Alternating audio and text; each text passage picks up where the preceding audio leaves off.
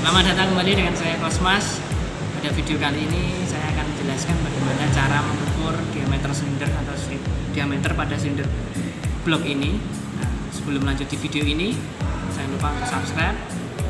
Yang ada tulisan merahnya di bawah itu dipencet sampai tulisan subscribe-nya berwarna hitam. Nah, kalau sudah hitam nanti Anda dapat mengikuti video-video selanjutnya yang saya upload yang terbaru dan tentunya memberikan wawasan bagi Anda.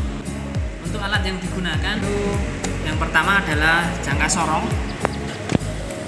Jangka sorong ini saya menggunakan dengan ketelitian 0,02 mm. Kemudian yang kedua adalah outside micrometer. Itu spesifikasinya yaitu antara 50 sampai 75 mm dengan ketelitian 0,01 mm seperti ini. Mungkin di video sebelumnya cara menggunakannya Anda dapat melihat di video-video sebelumnya seperti ini. Kemudian yang terakhir adalah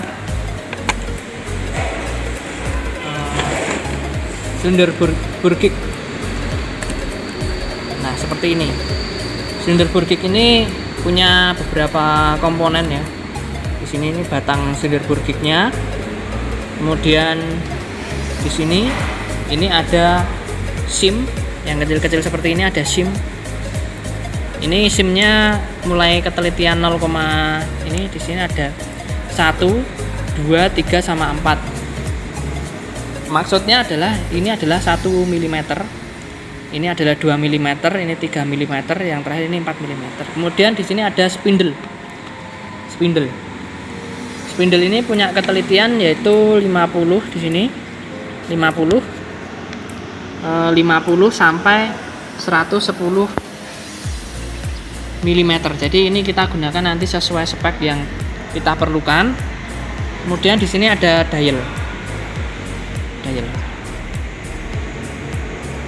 Untuk langkah pengukurannya yang pertama yaitu diameter silinder ini itu kita harus bersihkannya supaya pengukurannya itu pas. Nah, ini di sini ada diameter silindernya.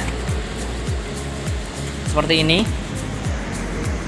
Diameter silinder ini sebelum dilakukan pengukuran itu harus dibersihkan. Oke, yang pertama kita bersihkan dulu ini diameter silindernya ini sebelum dilakukan pengukuran kita bersihkan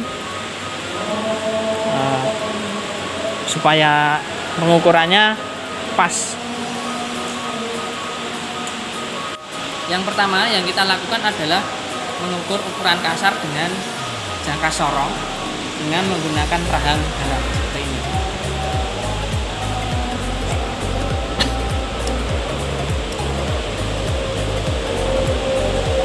Ya, kalau seperti ini sudah seperti ini, kita stop screw-nya kita kunci. Kita posisikan ya jangka sorong ini benar-benar di tengah. Jadi di tengah-tengah seperti ini. Jadi tidak boleh seperti ini atau seperti ini, tapi posisinya benar-benar di tengah seperti ini.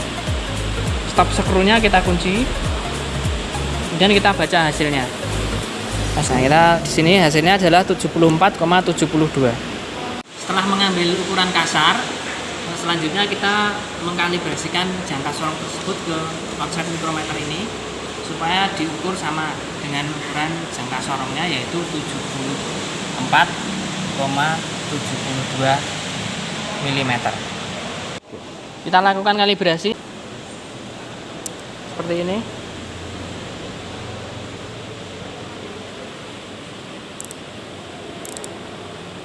Yang diputar adalah rasetnya seperti ini, yang diputar bukan timbelnya yang diputar tapi rasetnya.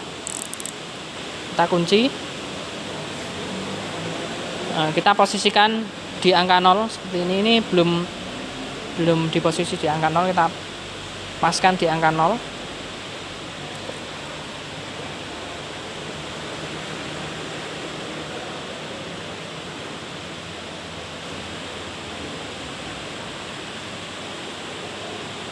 Nah, ini sudah di angka 0. Dan kita lepas. Kita kalibrasikan yang kedua mikrometer ini dengan jangka sorong ini harus sama. Tadi di jangka sorong itu adalah 74,72 mm. Maka kita setting di outside micrometer ini, kita setting 74,72. Kita setting.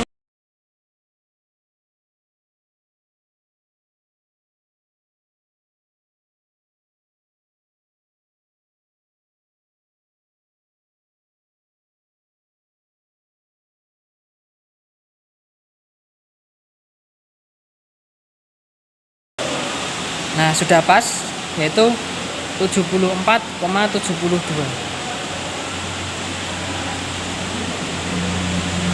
Ini kita pas ya, ini sudah 74,72.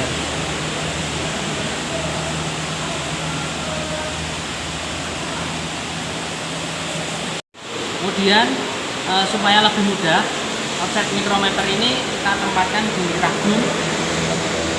Kita cepet saja.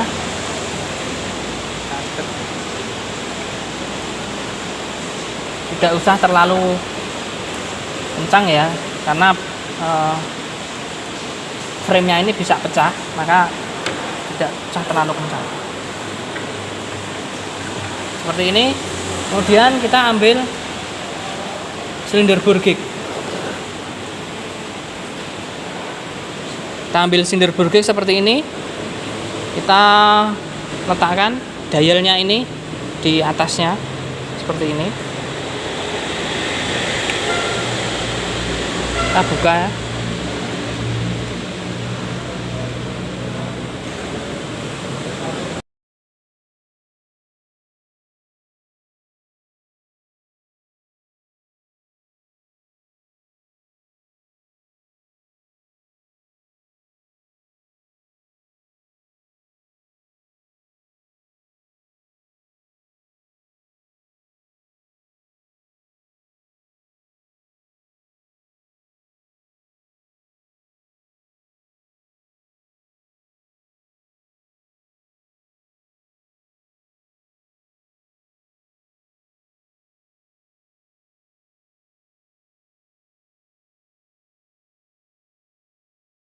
Kemudian kita ambil di sini,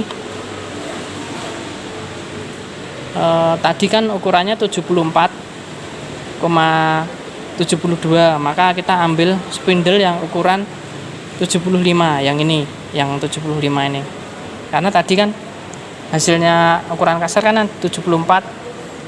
Nah, itu kita ambil yang ukuran 75, yang lebih besar. Kita letakkan di sini ya. Letakkan di sini.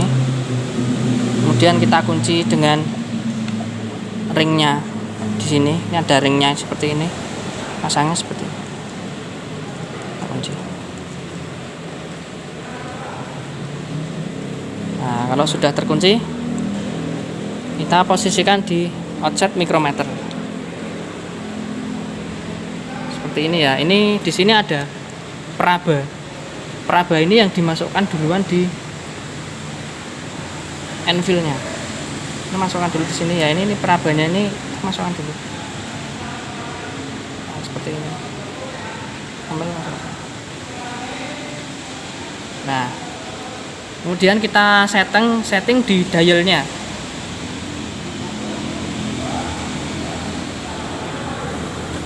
Nah, kalau sudah seperti ini, nah terlepas ya. Kita lihat di dialnya. Nah, di sini dialnya. Kita putar ring yang dialnya ini. Di sini diposisikan, kita posisikan di 0. Oke, terlepas.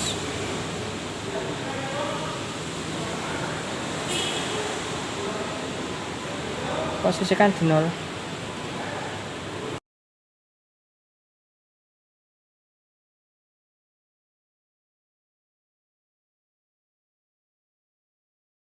Ini yang jarum panjang kita setting di angka 0 seperti ini.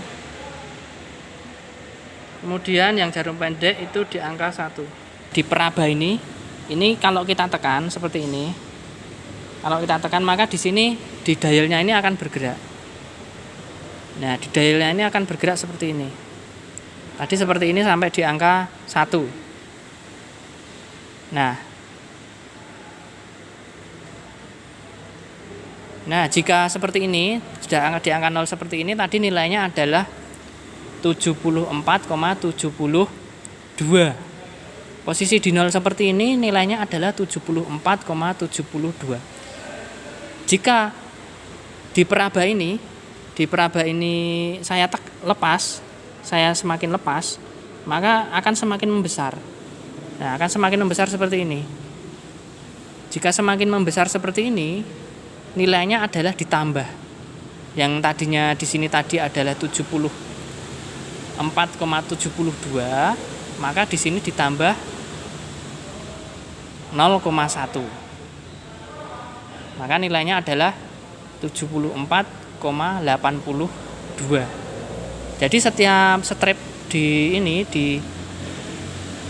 dialnya ini ketelitiannya adalah 0,01. Maka setiap stripnya ini nilainya adalah 0,01. Setiap strip nilainya 0,1. Jika seperti ini adalah, tadi sudah saya jelaskan, jika seperti ini nilainya adalah 74,72. Maka kalau seperti ini saya tekan semakin kecil, maka nilainya adalah 74,71. Begitu pula seterusnya, jika saya seperti ini maka 74,70, karena dia semakin mengecil. Tapi jika seperti ini, itu di samping kiri 0, maka dia semakin membesar, maka ditambah. Jika seperti ini ditambah, maka jika seperti ini dikurangi. Jadi untuk mengamati ya, ini jarum yang kecilnya itu di angka 1. Oke, setelah itu kita melakukan pengukuran di silinder bloknya. Untuk pengukuran silinder burgik di silinder blok ini kita masukkan seperti ini. Kita baca hasilnya seperti ini. Kita baca.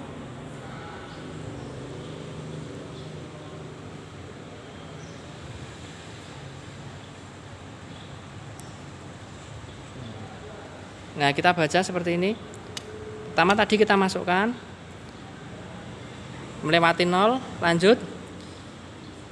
Karena belum melewati 0 lagi, maka nilainya adalah 74,72 ditambah 0,4.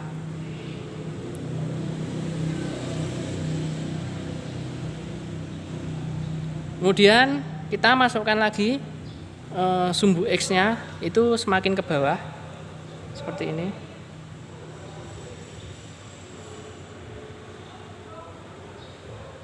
Berarti ditambah 0,30.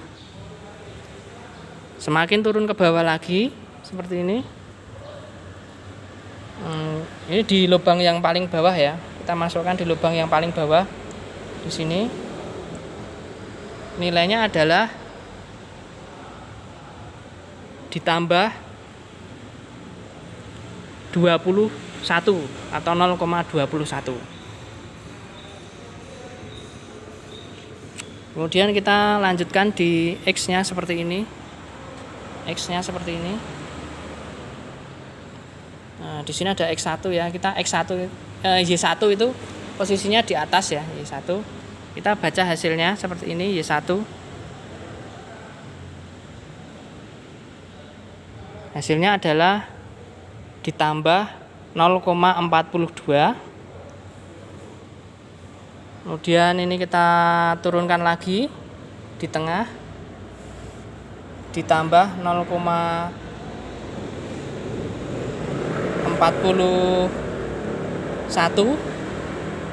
Kemudian kita turunkan lagi sampai bawah lagi, itu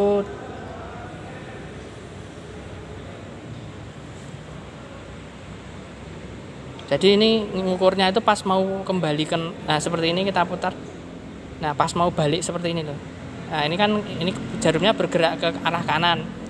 Ketika mau bergerak ke arah kiri itu kita baru berhenti. Seperti ini.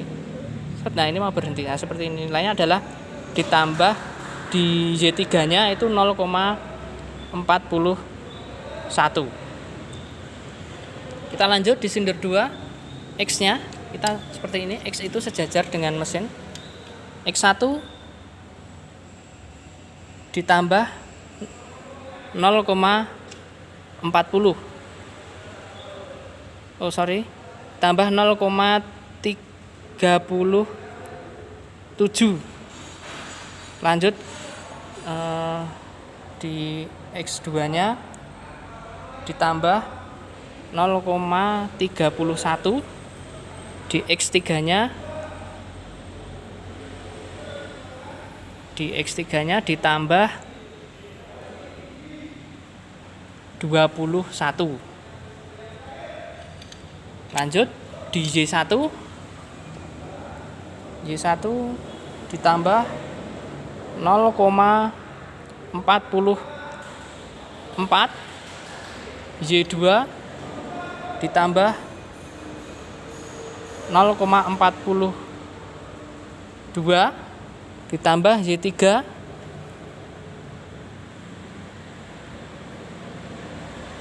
0,38.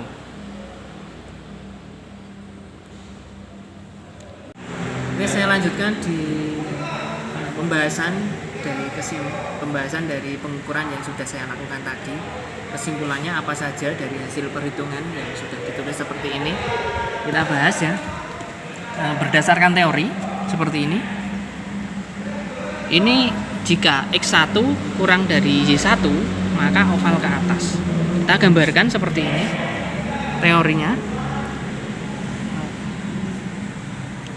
Sebuah lingkaran ya. Ini jika tadi yang sejajar dengan mesin, maka ini disebut dengan sumbu X. Yang ke atas itu disebut dengan sumbu Y. Nah, disimpulkan di sini bahwa X dan Y. Nah, di sini kesimpulannya adalah nilai Y itu lebih besar dari nilai X. Di sini 75,12, di sini 75,14, di sini 75,02, di sini 75,013, yang di sini 74,93, yang di sini 75,13. Maka disimpulkan bahwa nilai Y ini mempunyai ukuran yang lebih besar. Maka secara tidak langsung lubangnya itu bentuknya adalah oval seperti ini, atau bisa seperti ini, karena nilai Y itu lebih besar dari X.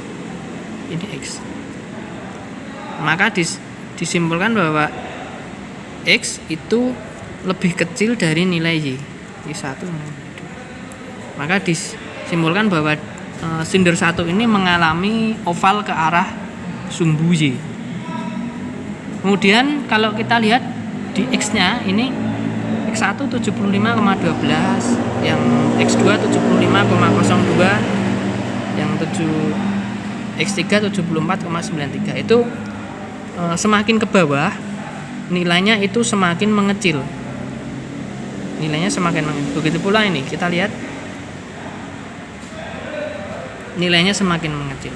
Maka dapat digambarkan bahwa nilai X itu dia mempunyai karakter itu mengecil ke bawah seperti ini. Mengecil ke bawah. Sedangkan yang sumbu Y ini sama, nilainya juga semakin mengecil ke bawah seperti ini. Jadi seperti ini X, X1, X2, dan X3. Maka dapat disimpulkan bahwa dia mempunyai ukuran bahwa tirus ke bawah. Seperti itu. Di sinder 1 mempunyai spesifikasi bahwa dia tirus ke bawah. Nah, untuk sinder 2 dan sinder 3 dan sinder 4 seperti ini, silakan Anda dapat menyimpulkan dari ukuran yang sudah saya lakukan seperti ini. Sekian video dari saya tadi, bagaimana cara menggunakan sinder Burgek dan cara mengukur lubang piston pada mobil 4 silinder. Jika kurang jelas atau saran yang mungkin dapat menjadi masukan bagi saya, itu dapat menulis di kolom komentar. Dan jangan lupa untuk tetap subscribe, yaitu mengeklik tulisan berwarna merah subscribe sampai menjadi hitam. Jangan lupa juga untuk komen apa yang kurang jelas, kemudian share di teman-teman teknik kalian yang mungkin bisa membantu di video ini, supaya di video ini terus menjadi semakin